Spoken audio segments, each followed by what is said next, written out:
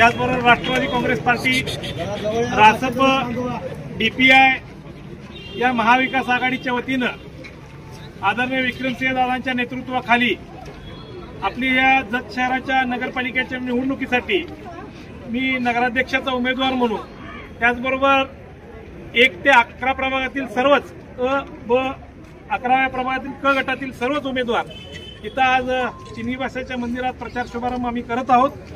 सर्वप्रथम इथं उपस्थित असणाऱ्या सर्वच काँग्रेस पक्षाच्यावर प्रेम करणाऱ्या, इतर पक्षांवर प्रेम करणाऱ्या, विक्रमदादांच्या नेतृत्वावर विश्वास ठेवणाऱ्या सर्व कार्यकर्त्यांचं मनापासून स्वागत करतो, सर्व उमेदवारांचं स्वागत करतो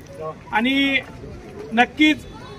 एक चांगलं काम, एक शाश्वत काम करण्यासाठी एक सक्षम असं पॅनल दादांच्या नेतृत्वाखाली जत शहरामध्ये सर्वसमावेशक पॅनल दादांनी आपल्या समोर दिलेला आहे।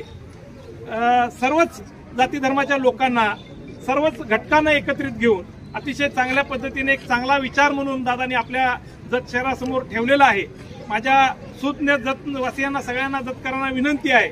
की येणाऱ्या 2 तारखेला आमचा विश्वास आहे दादांचे हात बळकट करण्यासाठी आणि चांगल्या विचाराच्या माणसांना आपल्या नगरपालिकेचं नेतृत्व देण्यासाठी प्रत्येक प्रभागातले नगरसेवक अतिशय चांगल्या पद्धतीने चांगले काम करणारे, तरुण, होतकरू, शिकलेले, अनुभवी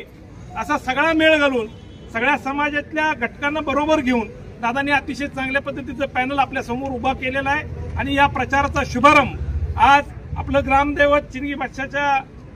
आपण मंदिरामध्ये आपण करत आहोत आणि नक्कीच